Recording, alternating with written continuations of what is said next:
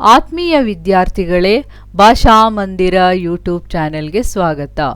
ವಿದ್ಯಾರ್ಥಿಗಳಿಗೆ ಕನ್ನಡದ ಸುಲಭ ವ್ಯಾಕರಣ ಜ್ಞಾನದ ವ್ಯಾಕರಣ ಅಧ್ಯಯನ ಇದರಲ್ಲಿರುವಂತಹ ವ್ಯಾಕರಣಾಂಶದಲ್ಲಿ ಇವತ್ತು ನಾವು ಅಲಂಕಾರದ ಬಗ್ಗೆ ತಿಳ್ಕೊಳ್ಳೋಣ. ಅಲಂಕಾರ ಎಂದ್ರೇನು, ಅದರ ಪ್ರಕಾರಗಳು ಯಾವ್ಯಾವುದು ಅನ್ನೋದನ್ನು ಒಂದೊಂದಾಗಿ ನೋಡ್ತಾ ಹೋಗೋಣ.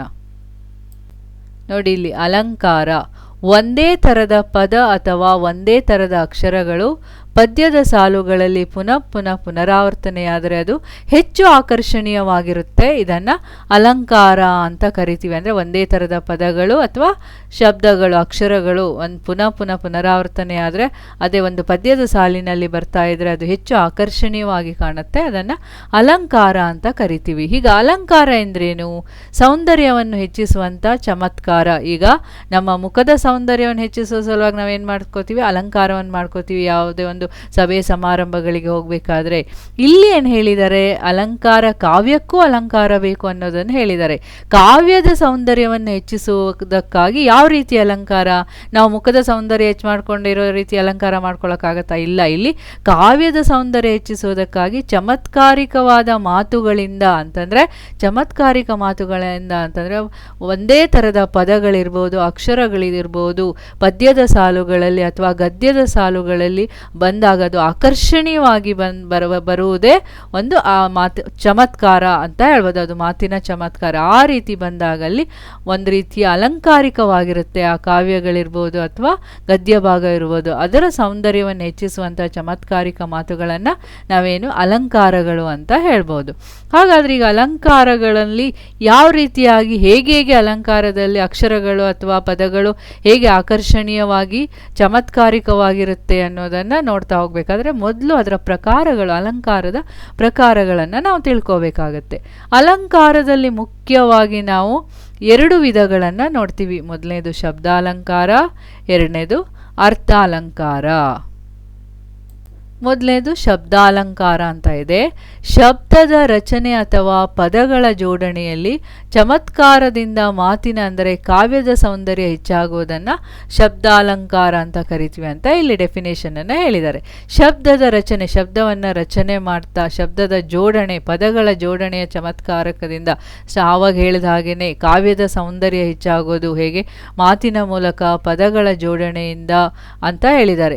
ಇದರಲ್ಲಿ ಶಬ್ದದ ರಚನೆ ಮತ್ತು ಪದಗಳ ಜೋಡಣೆಯಿಂದ ಚಮತ್ಕಾರಿಕ ಮಾತಿನಲ್ಲಿ ಅಂದರೆ ಕಾವ್ಯದ ಸೌಂದರ್ಯ ಹೆಚ್ಚಾಗೋದನ್ನು ಇಲ್ಲಿ ಮೊದಲನೇ ಪ್ರಕಾರವಾದಂಥ ಶಬ್ದಾಲಂಕಾರ ಅಂತ ಹೇಳ್ತೀವಿ ಅಂತ ಹೇಳಿದ್ದಾರೆ. ಅದು ಹೇಗೆ ಅಂತ ನೋಡಬೇಕಾದ್ರೆ ಈ ಶಬ್ದಾಲಂಕಾರದಲ್ಲಿಯೂ ನಾವು ವಿಧಗಳನ್ನು ನೋಡಬೇಕಾಗತ್ತೆ. ಶಬ್ದಾಲಂಕಾರದಲ್ಲಿಯೂ 3 ವಿಧಗಳಿದೆ: ಅನುಪ್ರಾಸ, ಯಮಕ, ಚಿತ್ರಕವಿತ್ವ. ಈಗ ಒಂದೊಂದೇ ವಿಧಗಳ ಬಗ್ಗೆ ನೋಡ್ತಾ ಹೋಗೋಣ. ಮೊದಲನೇ ವಿಧ ನೋಡಿ, ಇಲ್ಲಿ ಅನುಪ್ರಾಸ. ಅಕ್ಷರಗಳು ಪುನರಾವರ್ತನೆಗೊಳ್ಳುವ ಮೂಲಕ ಆ ಮಾತಿಗೆ ಸೌಂದರ್ಯ ಹೆಚ್ಚು ಬರುವಂತಿದ್ದರೆ ಅದನ್ನು ಅನುಪ್ರಾಸ ಅಂತ ಕರಿತೀವಿ. ಅಕ್ಷರಗಳು ಪುನರಾವರ್ತನೆ ಅಂತ ಹೇಳಿದ್ದಾರೆ. ಇದು ಹೇಗೆ ಅನ್ನೋದನ್ನು ನಾವು ಇಲ್ಲಿ ಉದಾಹರಣೆ ನೋಡಿದಾಗಲೇ ಗೊತ್ತಾಗುತ್ತೆ. ಮೊದಲನೇ ಉದಾಹರಣೆ ಏನು ಹೇಳಿದ್ದಾರೆ? ಬಲ್ಲವನೇ ಬಲ್ಲ ಬೆಲ್ಲದ ರುಚಿಯ.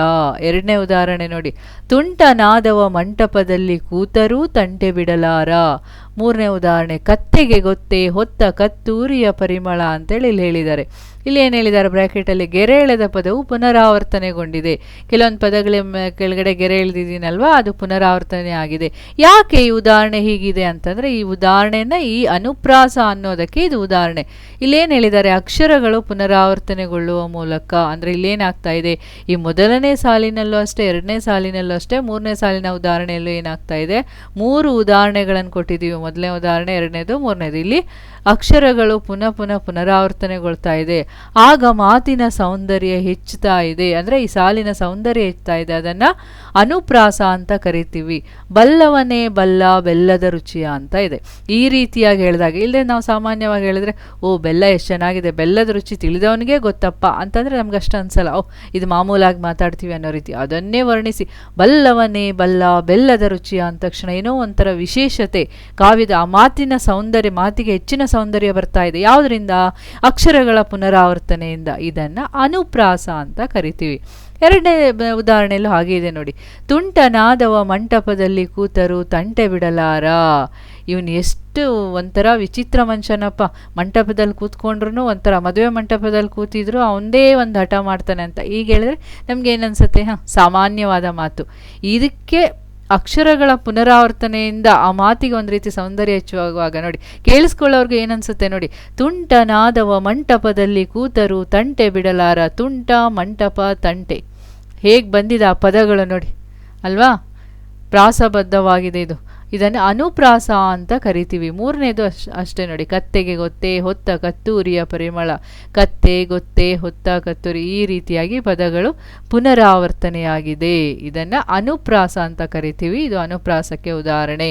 ಇಲ್ಲೂ ಏನು ಹೇಳಿದ್ದಾರೆ ನೋಡಿ, ಪದ್ಯದ ಅಥವಾ ಗದ್ಯದ ಸಾಲಿನಲ್ಲಿ ಪುನರಾವರ್ತನೆಗೊಳ್ಳುವ ಅಕ್ಷರಗಳ ಆಧಾರದ ಮೇಲೆ ಅನುಪ್ರಾಸದಲ್ಲಿ ತಿರ್ಗಾ ವೃತ್ಯಾನುಪ್ರಾಸ, ಚೈಕಾನುಪ್ರಾಸ ಅಂತ ಎರಡು ವಿಧಗಳನ್ನು ಮಾಡಿದ್ದೀವಿ ಅಂತ ಇಲ್ಲಿ ಹೇಳಿದ್ದಾರೆ. ಅಲಂಕಾರದಲ್ಲಿ ಶಬ್ದಾಲಂಕಾರ, ಅರ್ಥಾಲಂಕಾರ. ಶಬ್ದಾಲಂಕಾರದಲ್ಲಿ ತಿರ್ಗಾ ಏನು ಮಾಡಿದ್ದಾರೆ, 3 ಪ್ರಕಾರಗಳು: ಅನುಪ್ರಾಸ, ಯಮಕ, ಚಿತ್ರಕವಿತ್ವ.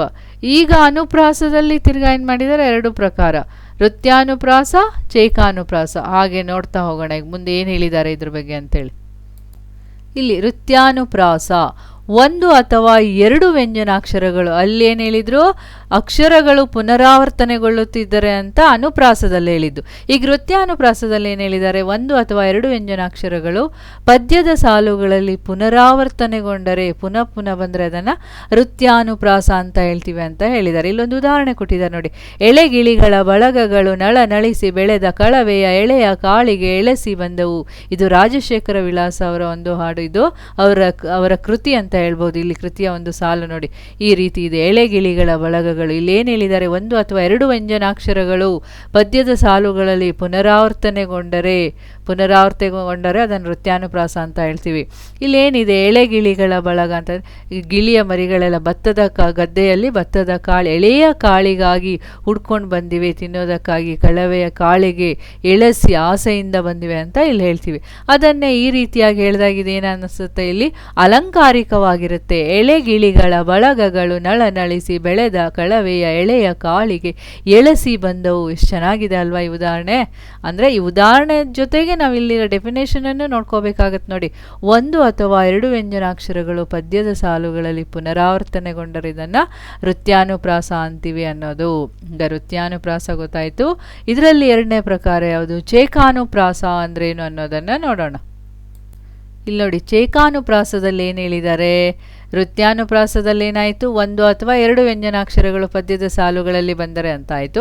ಚೇಕಾನುಪ್ರಾಸದಲ್ಲಿ ಏನು ಹೇಳಿದ್ದಾರೆ, 2 ವ್ಯಂಜನಗಳು ಪುನರಾವರ್ತನೆಗೊಂಡರೆ, 2 ವ್ಯಂಜನಾಕ್ಷರಗಳು ಪುನರಾವರ್ತನೆಗೊಂಡರೆ ಅದನ್ನು ಚೇಕಾನುಪ್ರಾಸ ಅಂತೀವಿ ಅಂತ ಹೇಳಿದ್ದಾರೆ.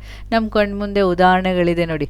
ಮಾಡಿ ಮಾಡಿ ಕೆಟ್ಟರು ಮನವಿಲ್ಲದೆ, ನೀಡಿ ನೀಡಿ ಕೆಟ್ಟರು ನಿಜವಿಲ್ಲದೆ. ಇದು ಬಸವಣ್ಣನವರ ಒಂದು ವಚನ ಸಾಲಿನಲ್ಲಿದೆ ನೋಡಿ.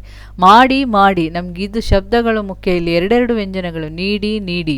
ಅದೇ ರೀತಿ ಇನ್ನೊಂದು ಗಾದೆ ಮಾತಿನಲ್ಲಿ ಇದೆ ನೋಡಿ, ಹಾಡಿ ಹಾಡಿ ರಾಗ ಬಂತು, ಉಗುಳಿ ಉಗುಳಿ ರೋಗ ಬಂತು. ಇಲ್ಲಿ ಹಾಡಿ ಹಾಡಿ ಅನ್ನೋದು ಪುನರಾವರ್ತನೆ, ಉಗುಳಿ ಉಗುಳಿ ಅನ್ನೋದು ಇಲ್ಲಿ ಪುನರಾವರ್ತನೆ.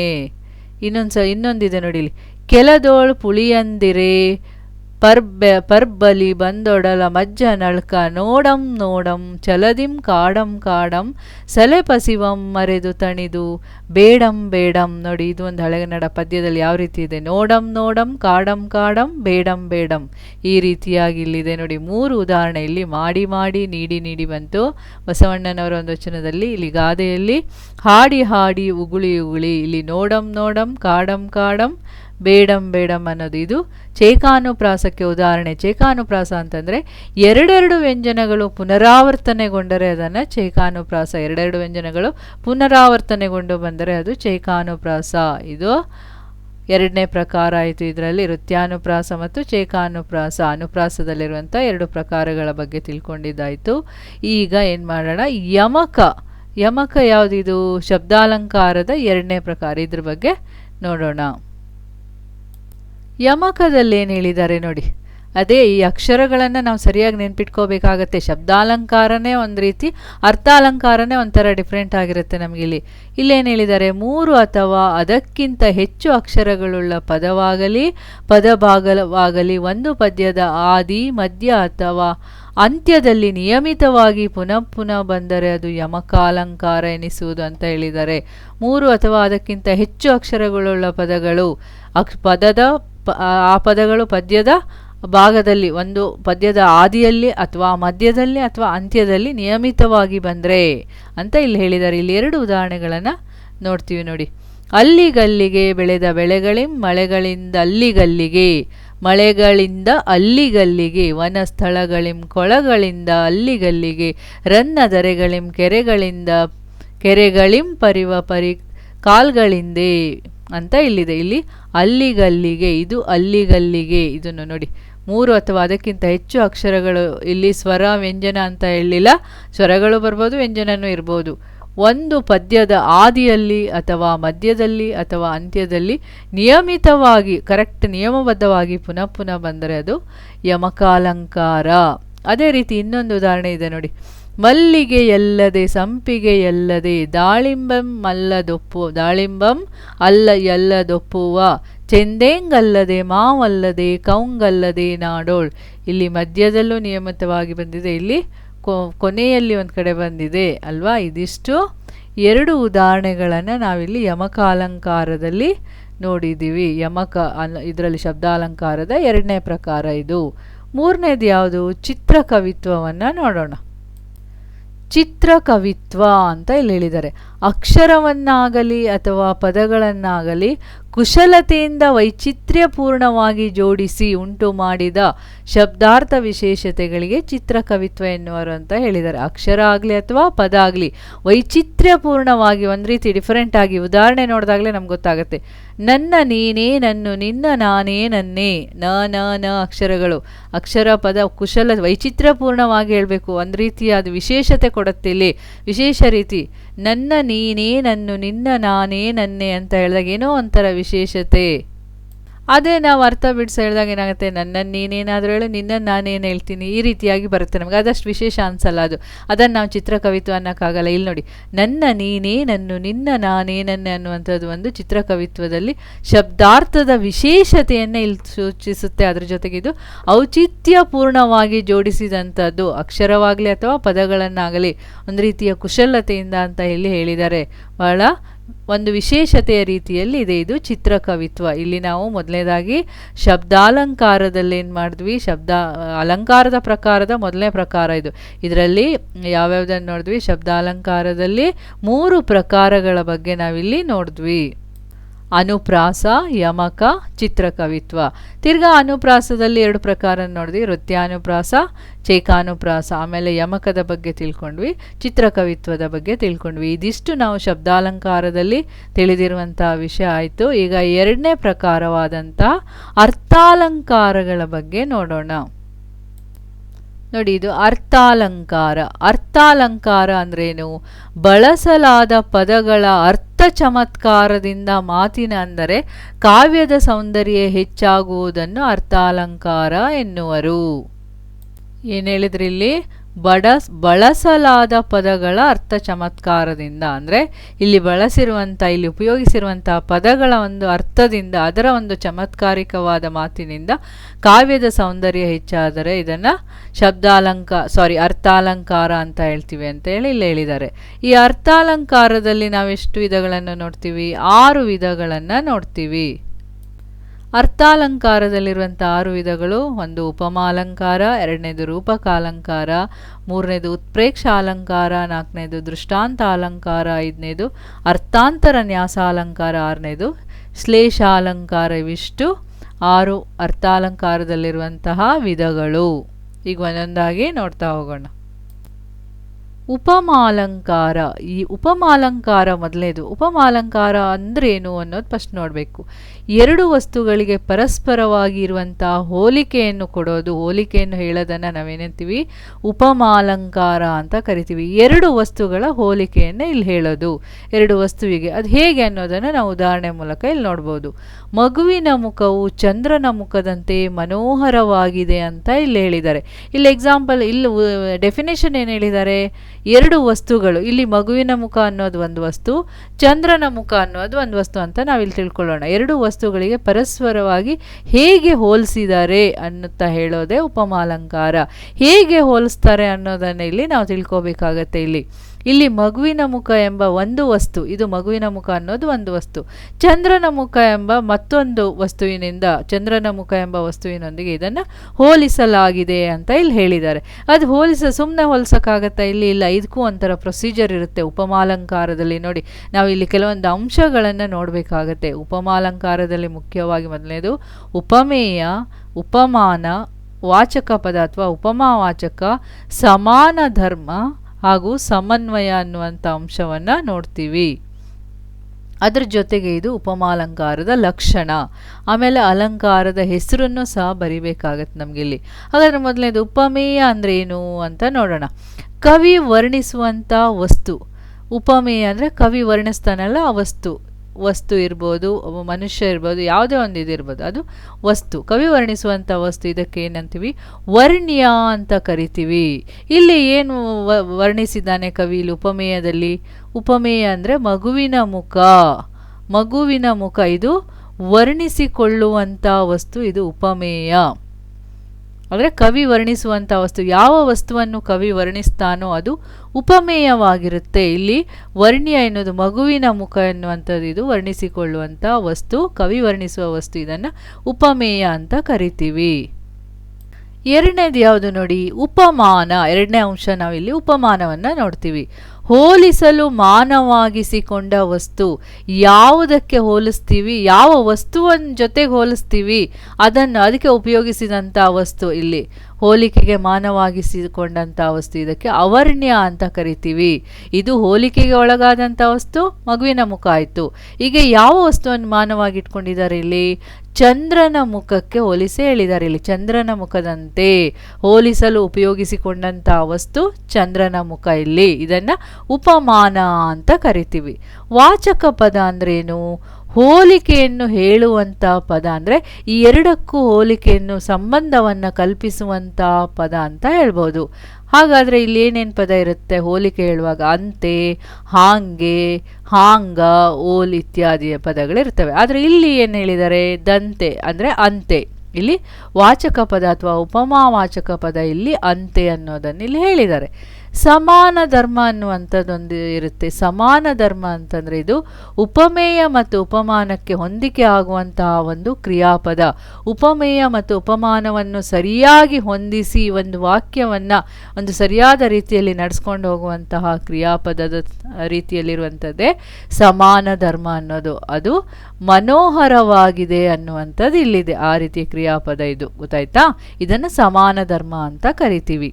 ಹಾಗಾದರೆ ಇದನ್ನೇನು ಮಾಡಬೇಕು ನಾವು? ಈಗ ಉಪಮೇಯ ಸಿಕ್ತು, ಉಪಮಾನ, ವಾಚಕ ಪದ, ಸಮಾನ ಧರ್ಮ ಸಿಕ್ತು. ಇದನ್ನು ನಾವೇನು ಮಾಡಬೇಕು? ಸಮನ್ವಯಗೊಳಿಸಿ ಹೇಳಬೇಕು. ಹೇಗೆ ಅನ್ನೋದನ್ನು ಬರೀ ನಾವು ಉಪಮಾಲಂಕಾರ ಅಂದ ತಕ್ಷಣ ಎರಡು ವಸ್ತುಗಳಿಗೆ ಪರಸ್ಪರವಾಗಿರುವ ಹೋಲಿಕೆಯನ್ನು ಹೇಳುವುದೇ ಉಪಮಾಲಂಕಾರ ಅಂತ ಈಸಿಯಾಗಿ ಲಕ್ಷಣಗಳನ್ನು ಹೇಳ್ಬಿಡ್ಬೋದು. ಆದರೆ ಅದು ಹೇಗೆ ಹೋಲಿಸಿ ಹೇಗೆ ಸಮನ್ವಯ ಮಾಡ್ತೀವಿ ಅನ್ನೋದಕ್ಕೆ ಇಷ್ಟೆಲ್ಲ ಅಂಶಗಳನ್ನು ನಾವು ತಿಳ್ಕೋಬೇಕಾಗತ್ತೆ. ಸಮನ್ವಯ ಹೇಗಿದೆ ನೋಡಿಲಿ. ಮಗುವಿನ ಮುಖ ಎಂಬ ಉಪಮೇಯವನ್ನು ಚಂದ್ರನ ಮುಖ ಎಂಬ ಉಪಮಾನದೊಂದಿಗೆ ಹೋಲಿಸಲಾಗಿದೆ. ಇಲ್ಲಿ ಅಂತೆ ಎಂಬ ಉಪಮಾವಾಚಕ ಅಥವಾ ವಾಚಕ ಪದ ಬಳಕೆಯಾಗಿದ್ದು, ಇಲ್ಲಿ ಬಳಸಿರುವ ಎರಡೂ ವಸ್ತುಗಳು ಸಹ ಮನೋಹರವಾಗಿದ್ದು ಇದು ಸಮಾನ ಧರ್ಮವನ್ನು ಹೊಂದಿದೆ. ಈ ಎಲ್ಲ ಅಂಶಗಳನ್ನು ಉಪಮಾಲಂಕಾರವು ಒಳಗೊಂಡಿರುತ್ತೆ. ಇಷ್ಟು ಉಪಮಾಲಂಕಾರದಲ್ಲಿರುವಂತಹ ವಿಷಯಗಳು. ಯಾವ್ಯಾವುದು? ಉಪಮಾಲಂಕಾರದ ಲಕ್ಷಣಗಳು, ಎರಡು ವಸ್ತುಗಳಿಗಿರುವಂಥ ಪರಸ್ಪರವಾದ ಹೋಲಿಕೆ, ಅಂದರೆ ಅದರಲ್ಲಿ ಉಪಮೇಯ ಕವಿ ಯಾವುದು ಹೋಲಿಸಿಕೊಳ್ಳುವಂಥ ವಸ್ತು, ಉಪಮಾನ ಹೋಲಿಕೆಗೆ ಮಾನವಾಗಿಸಿಕೊಂಡಂಥ ವಸ್ತು, ವಾಚಕ ಪದ ಹೋಲಿಕೆ ಅಂದರೆ ಎರಡಕ್ಕೂ ಸಂಬಂಧವನ್ನು ಹೇಳುವಂಥ ಪದ, ಹಾಗೆ ಸಮಾನ ಧರ್ಮ ಉಪಮೇಯ ಮತ್ತು ಉಪಮಾನದ ಹೊಂದಿಕೆಗೆ ಆಗುವಂತಹ ಕ್ರಿಯಾಪದವನ್ನು ತಿಳಿಸೋದು ಅದು. ಆಮೇಲೆ ಸಮನ್ವಯವನ್ನು ಹೇಳುವಂಥದ್ದು. ಇದಿಷ್ಟು ಉಪಮಾಲಂಕಾರದಲ್ಲಿ ಇಷ್ಟು ಅಂಶಗಳನ್ನು ನಾವಿಲ್ಲಿ ತಿಳ್ಕೊಂಡಿದ್ದೀವಿ. ಇದು ಒಂದು ಉದಾಹರಣೆಯ ಮೂಲಕ ಇನ್ನೂ ಒಂದು ಉದಾಹರಣೆಯನ್ನು ನೋಡೋಣ.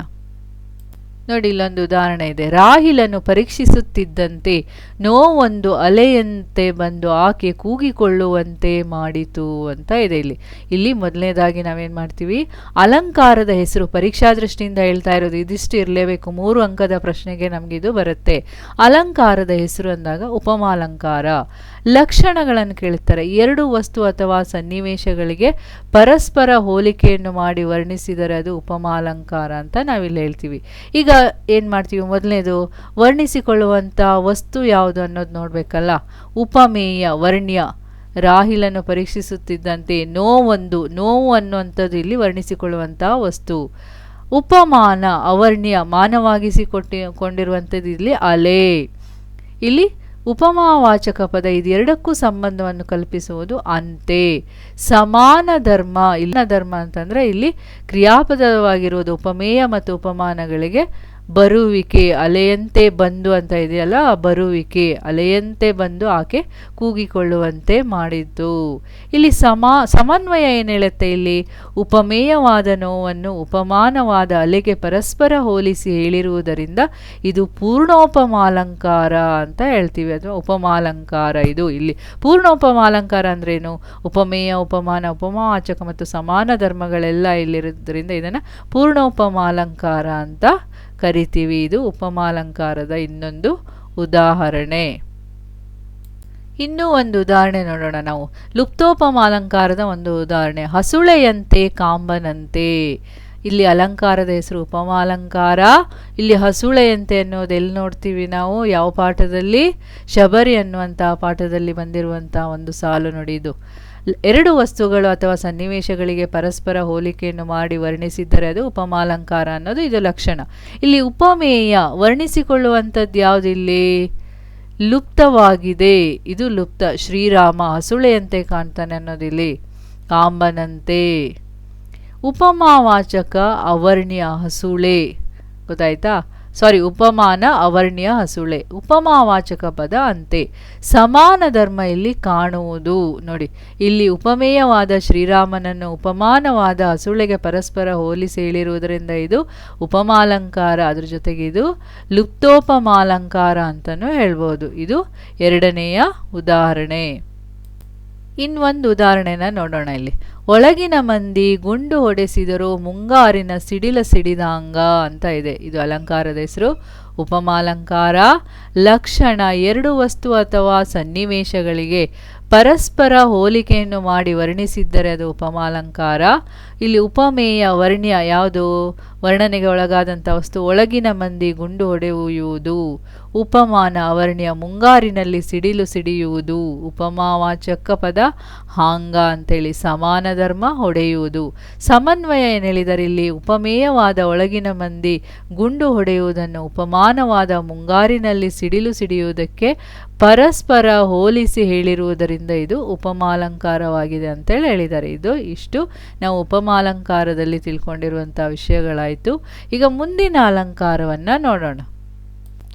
ರೂಪಕಾಲಂಕಾರ. 2ನೇ ಅಲಂಕಾರದ ಪ್ರಕಾರ ರೂಪಕಾಲಂಕಾರ. ಅತೀ ಸಾಮ್ಯದಿಂದಾಗಿ ಉಪಮೇಯ ಮತ್ತು ಉಪಮಾನಗಳಲ್ಲಿ ಅಭೇದವನ್ನು ಹೇಳಿ ವರ್ಣಿಸಿದಾಗ ಅದನ್ನು ರೂಪಕಾಲಂಕಾರ ಅಂತ ಕರಿತೀವಿ. ಅಭೇದ, ಒಂದೇ ರೀತಿ, ಯಾವುದೇ ವರ್ಣನೆ ಇಲ್ಲ, ಇಲ್ಲಿ ಅಭೇದ ಅಂತ ಹೇಳ್ತೀವಿ. ಅದು ಹೇಗೆ ಅನ್ನೋದು ನೋಡಿ. ಇಲ್ಲಿ ಮಾರಿಗೌತಣವಾಯಿತು ನಾಳಿನ ಭಾರತವು. ಇಲ್ಲಿ ಯಾವುದೇ ರೀತಿಯ ಹೋಲಿಕೆಯನ್ನು ಕೊಟ್ಟಿಲ್ಲ. ಇಲ್ಲಿ ಮಾರಿಗೌತಣವಾಗಿರೋದು ನಾಳಿನ ಭಾರತವು, ಅದಕ್ಕೆ ಹೋಲಿಕೆಯನ್ನು ಕೊಟ್ಟು ಹೇಳಲಿಲ್ಲ, ಅಭೇದವಾಗಿ ವರ್ಣಿಸಿ ಹೇಳಿದ್ದಾರೆ. ಹಾಗಾದರೆ ಇಲ್ಲಿ ನಾವು ಯಾವ್ಯಾವ ಅಂಶಗಳನ್ನು ನೋಡ್ತೀವಿ? ಅಲಂಕಾರದ ಹೆಸರು ನೋಡ್ತೀವಿ, ರೂಪಕಾಲಂಕಾರ. ಲಕ್ಷಣ, ಇಲ್ಲಿ ಮೇಲೆ ಹೇಳಿರೋದು ಇದು ಸೇಮ್. ಇದು ಅತಿ ಸಾಮ್ಯತೆಯಿಂದಾಗಿ ಉಪಮೇಯ ಉಪಮಾನಗಳಲ್ಲಿ ಅಭೇದವನ್ನು ಹೇಳಿ ವರ್ಣಿಸಿದಾಗ ಅದು ರೂಪಕಾಲಂಕಾರ ಎನಿಸುತ್ತದೆ ಅಂತ ಹೇಳಿದ್ದೀವಿ. ಇಲ್ಲಿ 2 ಅಂಶಗಳನ್ನು 3 ಅಂಶ ನೋಡ್ತೀವಿ. ಇಲ್ಲಿ ನಾವು ಉಪಮಾವಾಚಕ ಪದ ಮತ್ತು ಸಮಾನ ಧರ್ಮವನ್ನು ನಾವು ರೂಪಕಾಲಂಕಾರದಲ್ಲಿ ನೋಡಲ್ಲ. ಬರೀ ಇದು ಯಾವುದರಲ್ಲಿ? ಉಪಮಾಲಂಕಾರದಲ್ಲಿ ಮಾತ್ರ ನೋಡ್ತೀವಿ ಆ ಅಂಶಗಳನ್ನು. ಇಲ್ಲಿ ಉಪಮೇಯ ನೋಡಿ, ನಾಳಿನ ಭಾರತ. ಉಪಮಾನ ಮಾರಿಗೌತಣ. ಇಲ್ಲಿ ಉಪಮೇಯ ಅನ್ನೋದು ನಾಳಿನ ಭಾರತ. ಇಲ್ಲಿ ವರ್ಣನೆಗೊಳಗಾದಂಥ ವಸ್ತು ಅಂತ ಹೇಳಲ್ಲ, ಇಲ್ಲಿ ಗೊತ್ತಾಯ್ತಾ. ಇಲ್ಲಿ ಉಪಮಾನ ಮಾರಿಗೌತಣ, ಇಲ್ಲಿ ಸಮನ್ವಯ ಏನು ಹೇಳುತ್ತೆ, ಇಲ್ಲಿ ಉಪಮೇಯವಾದ ನಾಳಿನ ಭಾರತವನ್ನು ಉಪಮಾನವಾದ ಮಾರಿಗೌತಣಕ್ಕೆ ಅಭೇದವಾಗಿ ರೂಪಿಸಿರುವುದರಿಂದ ಇದು ರೂಪಕಾಲಂಕಾರ ಅಂತ ಹೇಳ್ಬೋದಂತ ಹೇಳಿದ್ದಾರೆ. ಉಪಮಾಲಂಕಾರ ಒಂದು ರೀತಿ ಇದೆ, ರೂಪಕಾಲಂಕಾರ ಇನ್ನೊಂದು ರೀತಿ ಇದೆ. ಉಪಮಾಲಂಕಾರದಲ್ಲಿ ಹೋಲಿಕೆಯನ್ನು ಹೇಳಿದ್ದಾರೆ, ರೂಪಕಾಲಂಕಾರದಲ್ಲಿ ಅಭೇದವನ್ನು ಹೇಳಿದ್ದಾರೆ. ಕೆಲವೊಂದು ಅಂಶಗಳನ್ನು ನಾವು ನೆನಪಲ್ಲಿ ಇಟ್ಕೊಂಡಾಗ ನಮಗೆ ಇದು ಅಲಂಕಾರ ತುಂಬ ಈಸಿಯಾಗಿ ಅನಿಸುತ್ತೆ. ಅದನ್ನು ಫಸ್ಟ್ ನಾವು ನೆನಪಲ್ಲಿ ಇಟ್ಕೋಬೇಕು. ಇನ್ನೊಂದು ಉದಾಹರಣೆಯನ್ನು ನೋಡೋಣ. ಪ್ರೀತಿಯ ಹಣತೆಯ ಹಚ್ಚೋಣ, ಇದು ರೂಪಕಾಲಂಕಾರ. ಅತಿ ಸಾಮ್ಯದಿಂದಾಗಿ ಉಪಮೇಯ ಉಪಮಾನಗಳಲ್ಲಿ ಅಭೇದವನ್ನು ಹೇಳಿ ವರ್ಣಿಸಿದಾಗ ಅದು ರೂಪಕಾಲಂಕಾರ ಅನಿಸುತ್ತೆ ಅಂತ ಹೇಳಿದ್ದಾರೆ. ಉಪಮೇಯ ಪ್ರೀತಿ, ಉಪಮಾನ ಹಣತೆ. ಇಲ್ಲಿ ಸಮನ್ವಯ ಏನು ಹೇಳಿದ್ದಾರೆ, ಇಲ್ಲಿ ಉಪಮೇಯವಾದ ಪ್ರೀತಿಯನ್ನು ಉಪಮಾನವಾದ ಹಣತೆಗೆ ಅಭೇದವಾಗಿ ರೂಪಿಸಿರುವುದರಿಂದ ಇದು ರೂಪಕಾಲಂಕಾರ ಅನ್ನುವಂಥ ಇನ್ನೊಂದು ಉದಾಹರಣೆಗಳನ್ನು ನೋಡಿದ್ದಾಯಿತು. ಮೂರನೇದು ನೋಡೋಣ, ಉತ್ಪ್ರೇಕ್ಷ ಅಲಂಕಾರ.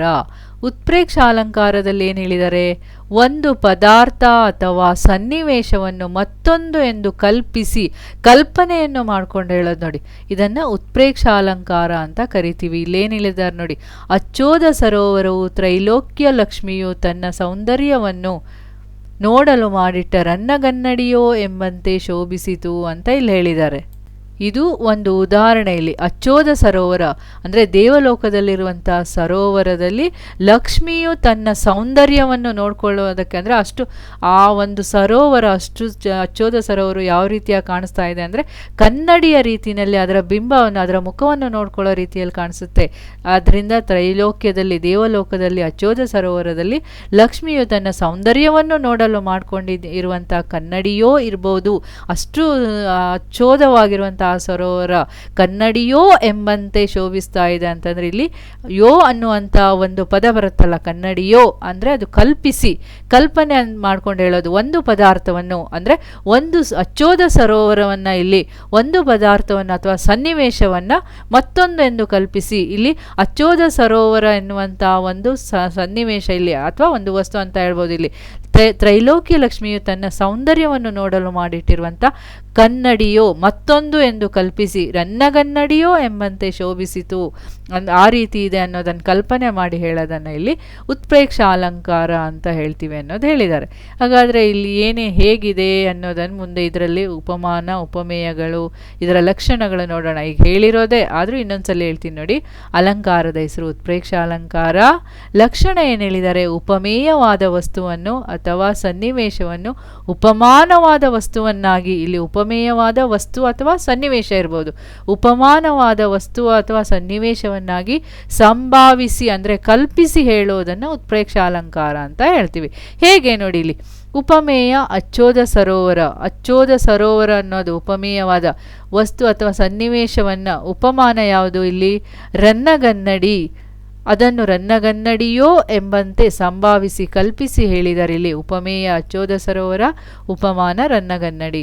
ಸಮನ್ವಯದಲ್ಲಿ ಏನು ಹೇಳ್ಬೇಕು, ಇಲ್ಲಿ ಉಪಮೇಯವಾದ ಅಚ್ಚೋದ ಸರೋವರವನ್ನು ಉಪಮಾನವಾದ ರನ್ನಗನ್ನಡಿಯೋ ಎಂಬುದಾಗಿ, ರನ್ನಗನ್ನಡಿ ಎಂಬುದು ಕಲ್ಪಿಸಿರುವುದರಿಂದ ಅಥವಾ ರನ್ನಗನ್ನಡಿಯೋ ಎಂಬುದಾಗಿ ಕಲ್ಪಿಸಿರುವುದರಿಂದ ಇದು ಉತ್ಪ್ರೇಕ್ಷ ಅಲಂಕಾರ ಅಂತ ಹೇಳ್ಬೋದು. ಇಲ್ಲಿ ನೋಡಿ, ರನ್ನಗನ್ನಡಿಯೋ ಉಪಮಾನವಾದ ರನ್ನಗನ್ನಡಿ ಎಂಬುದಾಗಿ ಕಲ್ಪಿಸಿ, ಅಂದರೆ ಇಲ್ಲಿ ರನ್ನಗನ್ನಡಿಯೋ ಅನ್ನುವಂಥ ಪದ ಬಂದಾಗ ಇದು ನಮಗೆ ಉತ್ಪ್ರೇಕ್ಷ ಅಲಂಕಾರ ಅನ್ನೋದು ಗೊತ್ತಾಗ್ಬಿಡುತ್ತೆ, ಕಲ್ಪನೆ ಮಾಡಿ ಹೇಳಿರೋದು ಅನ್ನೋದು ಗೊತ್ತಾಗುತ್ತೆ ಫಸ್ಟ್. ಅದರಿಂದ ನಾವು ಆ ಡೆಫಿನೇಷನ್ ಅಲ್ಲಿರುವಂತಹ ಕೆಲವೊಂದು ಮುಖ್ಯ ಅಂಶಗಳನ್ನು ನಾವಿಲ್ಲಿ ನೆನ್ಪಿಟ್ಕೋಬೇಕಾಗತ್ತೆ. ಉಪಮಾಲಂಕಾರದಲ್ಲಿ ಹೇಗೆ ಹೋಲಿಕೆಯನ್ನು ನೆನ್ಪಿಟ್ಕೊಂಡ್ವೋ, ರೂಪಕಾಲಂಕಾರದಲ್ಲಿ ಅಭೇದವನ್ನು ಹೇಗೆ ನೆನ್ಪಿಟ್ಕೋತೀವೋ ಅದೇ ರೀತಿ ಇಲ್ಲಿ ಕಲ್ಪನೆಯನ್ನು ಕಲ್ಪಿಸಿ ಹೇಳೋದನ್ನು ನಾವಿಲ್ಲಿ ಅರ್ಥ ಮಾಡ್ಕೋಬೇಕಾಗತ್ತೆ. ಇದು ಉತ್ಪ್ರೇಕ್ಷ ಅಲಂಕಾರ. ನೋಡಿ, ಇನ್ನೊಂದು ಯಾವುದು, ದೃಷ್ಟಾಂತ ಅಲಂಕಾರ. ದೃಷ್ಟಾಂತ ಅಲಂಕಾರದಲ್ಲಿ ನಾವೇನು ನೋಡ್ತೀವಿ, ಎರಡು ಬೇರೆ ಬೇರೆ ವಾಕ್ಯಗಳು ಅರ್ಥ ಸಾದೃಶ್ಯದಿಂದ ಒಂದಕ್ಕೊಂದು ಬಿಂಬ ಪ್ರತಿಬಿಂಬದಂತೆ ತೋರುತ್ತಿದ್ದರೆ ಅದನ್ನು ದೃಷ್ಟಾಂತ ಅಲಂಕಾರ ಅಂತ ಕರಿತೀವಿ. ಇಲ್ಲಿ ಬಿಂಬ ಪ್ರತಿಬಿಂಬ, ಬಿಂಬ ನಮ್ಮ ಮುಖ, ಪ್ರತಿಬಿಂಬ ಕನ್ನಡಿಯಲ್ಲಿ ನೋಡ್ಕೊಂಡಾಗ ಹೆಂಗೆ ಕಾಣಿಸುತ್ತೆ, ಪ್ರತಿಬಿಂಬದ ರೀತಿಯಲ್ಲಿ ಕಾಣಿಸುತ್ತೆ. ಇದರಲ್ಲಿ ಜಾಸ್ತಿ ನಾವು ಯಾವ ಉದಾಹರಣೆಗಳನ್ನು ಉಪಯೋಗಿಸ್ತೀವಿ ಅಂತಂದರೆ ಗಾದೆಯ ಮಾತುಗಳನ್ನು ಇಲ್ಲಿ ಜಾಸ್ತಿ ಉಪಯೋಗಿಸ್ತೀವಿ. ನೋಡ್ತೀವಿ. ಇಲ್ಲಿ ಎರಡು ಬೇರೆ ಬೇರೆ ವಾಕ್ಯಗಳು ಅಂತ ಹೇಳಿದ್ದಾರೆ. ಅಂದರೆ ಬಿಂಬ ಪ್ರತಿಬಿಂಬ ಎರಡು ಬೇರೆ ಬೇರೆ ವಾಕ್ಯಗಳು ಈ ಗಾದೆಯಲ್ಲಿರುತ್ತೆ. ಆದರೆ ಅರ್ಥ ಸಾದೃಶ್ಯದಿಂದ ಒಂದಕ್ಕೊಂದು ಬಿಂಬ ಪ್ರತಿಬಿಂಬದಂತೆ ತೋರುತ್ತಿರುತ್ತದೆ. ಒಂದೇ ರೀತಿಯಲ್ಲ, ಒಂದು ಬಿಂಬ ಪ್ರತಿಬಿಂಬ ಅದರ ಒಂದು ಪ್ರತಿಬಿಂಬ ರೀತಿಯಲ್ಲಿ ಅಂತ ಇಲ್ಲಿ ಹೇಳಿದ್ದಾರೆ. ಹಾಗಾದ್ರೆ ಒಂದು ಉದಾಹರಣೆಯಲ್ಲಿ ಏನು ಹೇಳಿದ್ದಾರೆ? ಊರು ಉಪಕಾರ ಅರಿಯದು, ಹೆಣ ಶೃಂಗಾರ ಅರಿಯದು ಅಂತ ಇಲ್ಲಿ ಹೇಳಿದ್ದಾರೆ. ಅಂದರೆ ಇದೊಂದು ಗಾದೆಯ ಮಾತು. ಇದು ದೃಷ್ಟಾಂತ ಅಲಂಕಾರ. ಇಲ್ಲಿ ನೋಡಿ, ಲಕ್ಷಣ ನೋಡಿ, ಎರಡು ಬೇರೆ ಬೇರೆ ವಾಕ್ಯಗಳಲ್ಲಿ ಅರ್ಥ ಸಾದೃಶ್ಯದಿಂದ ಬಿಂಬ ಪ್ರತಿಬಿಂಬ ಭಾವವು ತೋರುತ್ತಿದ್ದರೆ ಅದು ದೃಷ್ಟಾಂತ ಅಲಂಕಾರ. ಎರಡು ಬೇರೆ ಬೇರೆ ವಾಕ್ಯಗಳಲ್ಲಿ ನೋಡಿ, ಉಪಮೇಯ ಬಿಂಬ, ಊರು ಉಪಕಾರ ಅರಿಯೋದು. ಊರಿಗೆ ಉಪಕಾರ ಮಾಡಿದ್ರೆ ಗೊತ್ತಾಗತ್ತಾ? ಇಡೀ ಊರಿಗೆ, ಯಾರಿಗೋ ಒಬ್ಬ ಮನುಷ್ಯನಿಗೆ ಉಪಕಾರ ಮಾಡಿದ್ರೆ ಹೇಳ್ತಾರೆ ಇಡೀ ಊರಿಗೂ, ಆ ಊರಿಗೆ ಉಪಕಾರ ಆದಾಗ ಅದೇನು ಗೊತ್ತಾಗಲ್ಲ. ಅದೇ ರೀತಿ ನೋಡಿ, ಉಪಮಾನವಾದ ಪ್ರತಿಬಿಂಬ. ಹೆಣಕ್ಕೆ ಶೃಂಗಾರ ಮಾಡಿದಾಗ ಅದೇನು ಮಾಡುತ್ತೆ? ನನಗೆ ಶೃಂಗಾರ ಮಾಡಿದ್ರೆ ಅಂತ ಎದ್ದು ನಿಂತ್ಕೊಂಡ್ಬಿಡುತ್ತೆ, ಅಲ್ಲಿ ಮಲ್ಕೊಂಡಿರೋ ಹೆಣ ಗೊತ್ತಾಗಲ್ಲ. ಅದೇ ರೀತಿ ಊರಿಗೆ ಉಪಕಾರ ಆದರೂ ಗೊತ್ತಾಗಲ್ಲ, ಹೆಣಕ್ಕೆ ಶೃಂಗಾರ ಆದರೂ ಗೊತ್ತಾಗಲ್ಲ. ಎರಡು ಒಂದೇ ರೀತಿಯ ಅರ್ಥವನ್ನು ಕೊಡುತ್ತೆ. ಅರ್ಥ ಸಾದೃಶ್ಯದಿಂದ ಒಂದೇ ರೀತಿಯ ಅರ್ಥ. ನಮ್ಮ ಮುಖ ಬಿಂಬ, ನಮ್ಮ ಮುಖನ ಕನ್ನಡಿಯಲ್ಲಿ ನೋಡಿಕೊಂಡಾಗ ಬೇರೆಯವ್ರ ಮುಖ ಥರ ಕಾಣಿಸುತ್ತಾ? ಇಲ್ಲ, ನಮ್ಮದೇ ಮುಖ ಥರ ಕಾಣಿಸುತ್ತಲ್ವ? ಅದೇ ರೀತಿ ಬಿಂಬ ಪ್ರತಿಬಿಂಬ ಎರಡೂ ವಾಕ್ಯಗಳು ಒಂದೇ ರೀತಿಯ ಅರ್ಥವನ್ನು ಕೊಡುತ್ತೆ. ಒಂದೇ ಅರ್ಥ ಅಲ್ಲ, ಒಂದೇ ರೀತಿಯ ಅರ್ಥವನ್ನು ಇಲ್ಲಿ ಕೊಡುತ್ತೆ. ಉಪಮೇಯ ಬಿಂಬ ಉಪಮಾನ ಪ್ರತಿಬಿಂಬ. ಇಲ್ಲಿ ಊರು ಉಪಕಾರ ಅರಿಯದು, ಹೆಣ ಶೃಂಗಾರ ಅರಿಯದು ಅಂತ ಇಲ್ಲಿ ಹೇಳಿದ್ದಾರೆ.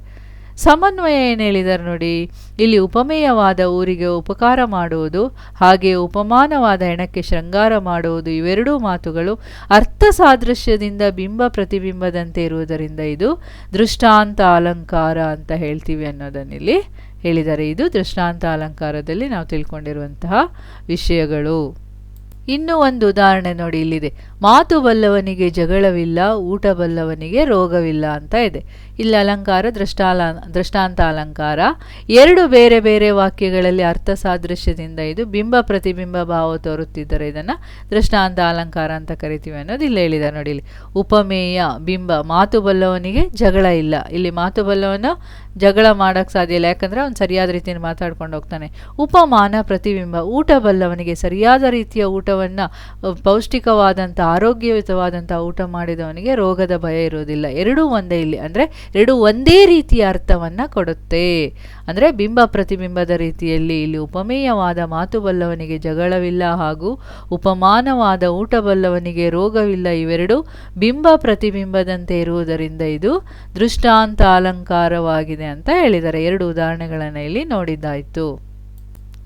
ಇಲ್ಲಿ ಅರ್ಥಾಂತರ ನ್ಯಾಸಾಲಂಕಾರ ನೋಡಿ. ಇಲ್ಲಿ ಅರ್ಥಾಂತರ ನ್ಯಾಸಾಲಂಕಾರದಲ್ಲಿ ಇಲ್ಲಿ ಏನು ಮಾಡಿದ್ದಾರೆ? ಲಕ್ಷಣ ಫಸ್ಟ್ ನೋಡಿ. ಇಲ್ಲಿ ಎಕ್ಸಾಂಪಲ್ ನೋಡ್ತೀನಿ ನಾನಿಲ್ಲಿ. ಒಂದು ವಿಶೇಷ ವಾಕ್ಯವನ್ನು ಅಂದರೆ ಉಪಮೇಯವನ್ನು ಸಾಮಾನ್ಯ ವಾಕ್ಯದಿಂದ ಸಮರ್ಥನೆ ಮಾಡೋದು, ಅಥವಾ ಸಾಮಾನ್ಯ ವಾಕ್ಯದಿಂದ ವಿಶೇಷ ವಾಕ್ಯಕ್ಕೂ ಸಮರ್ಥನೆ ಮಾಡಿ. ಇಲ್ಲಿ ಸಮರ್ಥನೆ ಅನ್ನೋ ಪದ ಬರುತ್ತೆ. ಸಮರ್ಥನೆ ಮಾಡುವುದನ್ನೇ ಅರ್ಥಾಂತರ ನ್ಯಾಸಾಲಂಕಾರ ಅಂತ ಕರಿತೀವಿ. ಇಲ್ಲಿ ನೋಡಿ, ಇಲ್ಲಿ ಒಂದು ಉದಾಹರಣೆ ಕೊಟ್ಟಿದ್ದಾರೆ. ಆತನು ಪರೀಕ್ಷೆಯಲ್ಲಿ ಪ್ರಥಮ ಸ್ಥಾನ ಪಡೆದು ಉತ್ತೀರ್ಣನಾದನು, ಬುದ್ಧಿವಂತರಾದ ಮಕ್ಕಳಿಗೆ ಪರೀಕ್ಷೆಯೊಂದು ಲೆಕ್ಕವೇ ಅಂತ ಇಲ್ಲಿದೆ. ಇಲ್ಲೇನು ಹೇಳಿದ್ದಾರೆ? ವಿಶೇಷ ವಾಕ್ಯನೂ ನಾವು ನೋಡ್ತೀವಿ, ಸಾಮಾನ್ಯ ವಾಕ್ಯನೂ ನೋಡ್ತೀವಿ. ನೋಡಿ, ಇಲ್ಲಿ ಆತನು ಪರೀಕ್ಷೆಯಲ್ಲಿ ಪ್ರಥಮ ಸ್ಥಾನ ಪಡೆದು ಉತ್ತೀರ್ಣನಾದನು. ಏನೂ ಓದದೇ ಇರುವಂಥ ಹುಡುಗ ಪರೀಕ್ಷೆಯಲ್ಲಿ ಪ್ರಥಮ ಸ್ಥಾನ ಪಡೆದು ಉತ್ತೀರ್ಣನಾದಾಗ ನಮ್ಗೆ ಏನನ್ಸುತ್ತೆ? ಏನೋ ಒಂಥರ ವಿಶೇಷತೆ, ಇವನು ಫಸ್ಟ್ ರ್ಯಾಂಕ್ ಬಂದ ಅಂತ ನಾವು ಹೇಳ್ತೀವಿ. ಅದೇ ಬುದ್ಧಿವಂತರಾಗಿರುವಂಥ ಮಕ್ಕಳಿಗೆ ಪರೀಕ್ಷೆ ಲೆಕ್ಕವೇ ಇಲ್ಲ. ಅವರು ಎಷ್ಟು ರ್ಯಾಂಕ್ ಬಂದ ಅಂದರೂ ನಾವೇನು ಹೇಳ್ತೀವಿ? ಅವ್ನು ಚೆನ್ನಾಗಿ ಓದ್ತಿದ್ದ, ಯಾವಾಗಲೂ ಅವ್ನು ಜಾಣ ಅಂತ ಈ ರೀತಿ ಮಾತನ್ನು ಹೇಳ್ತೀವಿ. ಇದು ಸಾಮಾನ್ಯವಾಗಿರುತ್ತೆ. ಇದು ಏನೋ ವಿಶೇಷತೆ ಕೊಡುತ್ತೆ. ನೋಡಿ, ಇಲ್ಲಿ ಅದೇ ಹೇಳಿರೋದಿಲ್ಲ. ಒಂದು ವಿಶೇಷ ವಾಕ್ಯ ಅಥವಾ ಸಾಮಾನ್ಯ ವಾಕ್ಯ ಎರಡು ಉಪಮೇಯ ಇರ್ಬೋದು. ವಿಶೇಷ ವಾಕ್ಯದಿಂದ ಸಾಮಾನ್ಯ ವಾಕ್ಯಕ್ಕೆ ಉಪಮಾನಕ್ಕೆ ಸಮರ್ಥನೆ ಮಾಡೋದು, ಅಥವಾ ಸಾಮಾನ್ಯ ವಾಕ್ಯದಿಂದ ವಿಶೇಷ ವಾಕ್ಯಕ್ಕೆ. ಇಲ್ಲೇನು ಮಾಡಿದ್ದಾರೆ? ಒಂದು ವಿಶೇಷ ವಾಕ್ಯದಿಂದ ಸಾಮಾನ್ಯ ವಾಕ್ಯಕ್ಕೆ ಸಮರ್ಥನೆ ಮಾಡಿದ್ದಾರೆ. ಇಲ್ಲಿ ಉಪಮೇಯ ಏನು? ವಿಶೇಷ ವಾಕ್ಯ. ಆತನು ಪರೀಕ್ಷೆಯಲ್ಲಿ ಪ್ರಥಮ ಸ್ಥಾನ ಪಡೆದು ಪಾಸಾದನು. ಉಪಮಾನ ಯಾವುದು? ಸಾಮಾನ್ಯ ವಾಕ್ಯ. ಬುದ್ಧಿವಂತರಾದ ಮಕ್ಕಳಿಗೆ ಪರೀಕ್ಷೆಯೊಂದು ಲೆಕ್ಕವೇ ಅನ್ನೋದನ್ನು ಇಲ್ಲಿ ಹೇಳಿದ್ದಾರೆ. ಸಮನ್ವಯ ಏನು ಮಾಡಿದ್ದಾರೆ? ಇಲ್ಲಿ ಆತನು ಪರೀಕ್ಷೆಯಲ್ಲಿ ಪ್ರಥಮ ಸ್ಥಾನ ಪಡೆದು ಪಾಸಾದನು ಎಂಬ ವಿಶೇಷ ವಾಕ್ಯವನ್ನು ಉಪಮೇಯ, ಇಲ್ಲಿ ಲೋಕದಲ್ಲಿ ಎಲ್ಲ ಬುದ್ಧಿವಂತ ಮಕ್ಕಳಿಗೆ ಅನ್ವಯವಾಗುತ್ತೆ.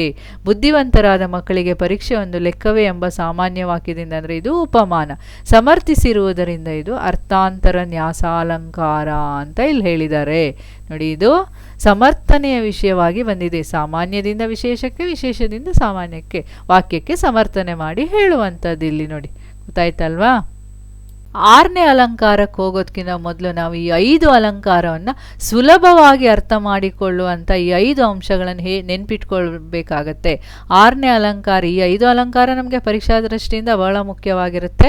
6ನೇ ಅಲಂಕಾರಗಳು ಸ್ವಲ್ಪ ಪರೀಕ್ಷಾ ದೃಷ್ಟಿ ಅಲ್ಲದೆ ಇದ್ರೂ ನಾವು ಅದನ್ನು ತಿಳ್ಕೋಬೇಕಾಗತ್ತೆ. ಆದ್ದರಿಂದ ಇದಾದ್ಮೇಲೆ ಅದನ್ನು ಹೇಳ್ತೀನಿ ನಾನಿದು. ಈ 5 ಅಲಂಕಾರದ ಅಂಶಗಳನ್ನು ನಾವು ಸುಲಭವಾಗಿ ನೆನ್ಪಿಟ್ಕೋಬೇಕು. ಹೇಗೆ ನೋಡಿ, ಮೊದಲನೇದು ಯಾವುದು? 2 ವಸ್ತುಗಳಿಗೆ ಪರಸ್ಪರವಾಗಿರುವ ಹೋಲಿಕೆಯನ್ನು ಹೇಳೋದನ್ನೇ ನಾವು ಉಪಮಾ ಅಲಂಕಾರ ಅಂತೀವಿ. 2ನೇ ಪಾಯಿಂಟು, ಅತಿ ಸಾಮ್ಯದಿಂದಾಗಿ ಉಪಮೇಯ ಮತ್ತು ಉಪಮಾನಗಳಲ್ಲಿ ಅಭೇದವನ್ನು ಹೇಳಿ ವರ್ಣಿಸಿದಾಗ ಅದನ್ನು ರೂಪಕಾಲಂಕಾರ ಅಂತ ಕರಿತೀವಿ. ಒಂದು ಪದಾರ್ಥ ಅಥವಾ ಸನ್ನಿವೇಶವನ್ನು, ಪದದ ಅರ್ಥ ಅಥವಾ ಸನ್ನಿವೇಶವನ್ನು ಮತ್ತೊಂದು ಅಂತ ಕಲ್ಪಿಸಿ ಹೇಳುವುದೇ ಉತ್ಪ್ರೇಕ್ಷಾ ಅಲಂಕಾರವಾಗಿರುತ್ತೆ. 4ನೇದೇನು ನೋಡಿ, 2 ಬೇರೆ ಬೇರೆ ವಾಕ್ಯಗಳಿರುತ್ತೆ, ಅರ್ಥ ಸಾದೃಶ್ಯದಿಂದ ಒಂದಕ್ಕೊಂದು ಬಿಂಬ ಪ್ರತಿಬಿಂಬದಂತೆ ತೋರುತ್ತಿದ್ದರೆ ಅದನ್ನು ದೃಷ್ಟಾಂತ ಅಲಂಕಾರ ಅಂತ ಹೇಳ್ತೀವಿ. 5ನೇದ ಅಲಂಕಾರದ ಬಗ್ಗೆ ನೋಡಿ, ಒಂದು ವಿಶೇಷ ವಾಕ್ಯವನ್ನು ಸಾಮಾನ್ಯ ವಾಕ್ಯದಿಂದಾಗಲಿ ಅಥವಾ ಸಾಮಾನ್ಯ ವಾಕ್ಯವನ್ನು ವಿಶೇಷ ವಾಕ್ಯದಿಂದಾಗಲಿ ಸಮರ್ಥನೆ ಮಾಡುವುದೇ ಅರ್ಥಾಂತರ ನ್ಯಾಸ ಅಲಂಕಾರ ಅಂತ ಇಲ್ಲಿ ಹೇಳ್ತೀವಿ. ಈ 5 ಅಲಂಕಾರವನ್ನು ನಾವು ಸುಲಭವಾಗಿ ಅರ್ಥ ಮಾಡ್ಕೋಬೇಕಾದ್ರೆ ಈ ಅಂಶಗಳನ್ನು ನಾವು ನೆನಪಿನಲ್ಲಿ ಇಟ್ಕೋಬೇಕಾಗುತ್ತೆ. ಈ ಅಂಶ ನಾವು ನೆನಪಿನಲ್ಲಿ ಇಟ್ಕೊಂಡಾಗ ನಮಗೆ ಬಹಳ ಈಸಿಯಾಗಿ ನಾವು ಯಾವುದೇ ಅಲಂಕಾರ ಕೊಟ್ಟರು ನಾವು ಬರೆಯೋಕ್ಕೆ ಸಿದ್ಧರಾಗಿರ್ತೀವಿ. ಪರೀಕ್ಷಾ ದೃಷ್ಟಿಯಿಂದಂತೂ ಇದು ಬಹಳ ಮುಖ್ಯವಾಗಿರುತ್ತೆ. ಇನ್ನೊಂದು ಕೊನೆಯ ಅಲಂಕಾರ ಶ್ಲೇಷಾಲಂಕಾರ ಅಂತ ಇಲ್ಲಿ ಹೇಳಿದ್ದಾರೆ. ಶ್ಲೇಷಾಲಂಕಾರಕ್ಕೆ ಮೊದಲು ಒಂದು ಉದಾಹರಣೆಯನ್ನು ನೋಡಿ.